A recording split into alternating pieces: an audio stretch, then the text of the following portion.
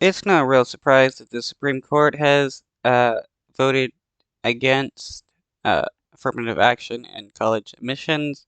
I mean, at this time, the Supreme Court justice is majority racist right-wingers, so they've been doing all they can to destroy various laws in the United States. We're coming on the air with breaking news. The Supreme Court has just issued a pair of opinions in closely watched cases involving affirmative action in college admissions at the University of North Carolina as well as Harvard University, and has struck down those policies as unconstitutional. I want to turn to Laura Jarrett, our senior legal correspondent. And Laura, you and I are both doing a version of speed read here on a very complex pair of cases, but it does seem to me very clear that these affirmative action programs by these two universities have been struck down.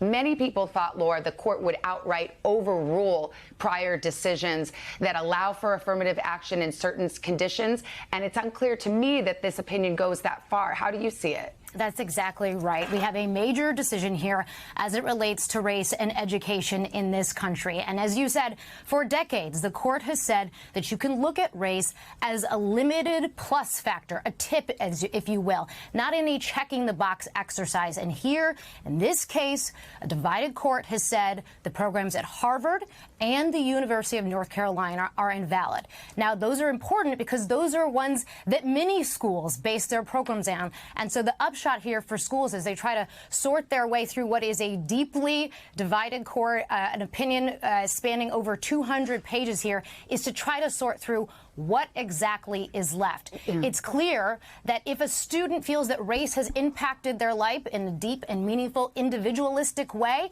they could write an essay about that. And the court for a long time has said that schools can use diversity, the educational benefits of diversity, as a legitimate goal. And it does not appear, at least so far, that the court is taking that away. But to the extent that Harvard and the University of North Carolina and other schools have been going about it in a way that is not as narrowly tailored as this court believes that it should be, those programs will no longer be invalid. But I have to say, again, this is a complicated opinion. It's going to take a while, I think, for the colleges and universities around the country to figure out what exactly is left, if anything, of their programs, and how exactly they're going to have to try to now sort through what they can do to comply with the law going forward. But what is clear here is that the headline is those colleges and universities programs are invalid.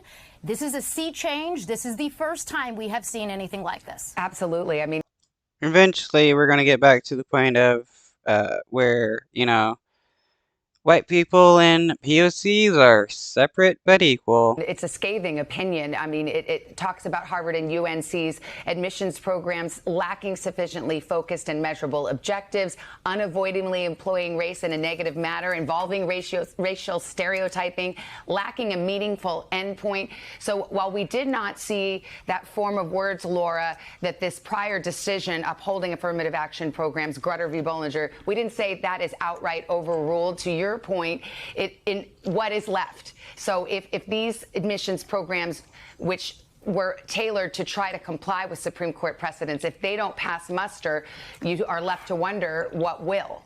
Exactly. Harvard was seen as the gold standard dating back to 1978. It was propped up as the program that actually got it right. The idea that it was taking the whole picture into account, that race, again, was just one factor in a larger, non-formulaic, holistic approach. That's what the schools always said. We're flexible. It's not a just check the box for one race and you get in.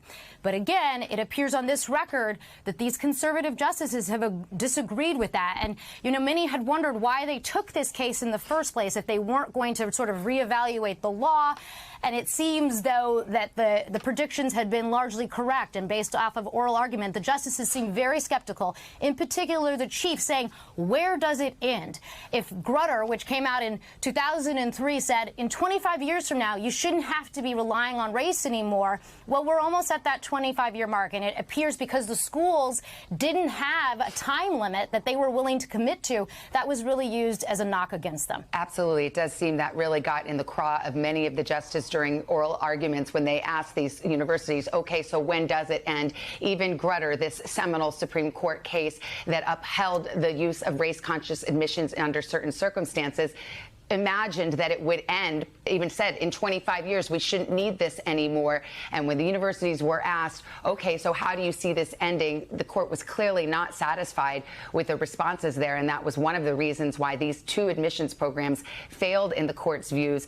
They also, continue to read with you, Laura, here. It says many universities have for too long wrongly concluded that the touchstone of an individual's identity is not challenges bested, skills built, or lessons learned, but the color of their skin. This nation's constitutional history does not tolerate that choice. This is Constitutional history? What is that even supposed to mean?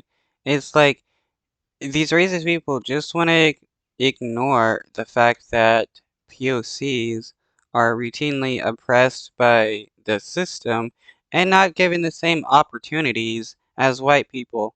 They want to pretend that everybody has the same opportunities when that is not the case whatsoever. Chief Justice John Roberts writing the majority opinion 6-3 with Justices Sotomayor, Kagan, and Justice Jackson in dissent. Yeah, that's right. And, you know, it's interesting because you have to start from the backdrop that the conservatives on this court have made sort of their feelings about what is more colloquially known as affirmative action for a long time. And the question was always, well, how far do they... It won't be long before they start striking down various civil rights laws and strike down every single one of them. They want to go? Do they want to say you can't use race at all, even in an essay?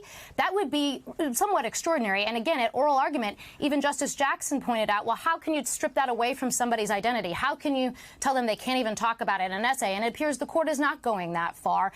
And so now it seems the next step there where we're going here is where people will be trying to find other ways to incorporate how race is meaningful in their lives, but again, not in the way that schools are doing it currently. It's going to be a reworking of the current system. If you want to at least explain how race is important to you, and the school wants to take that into effect as it tries to have a diverse campus and promote that. That's not wrong, but it's the way that schools have been going about it that the justices believe violates the law.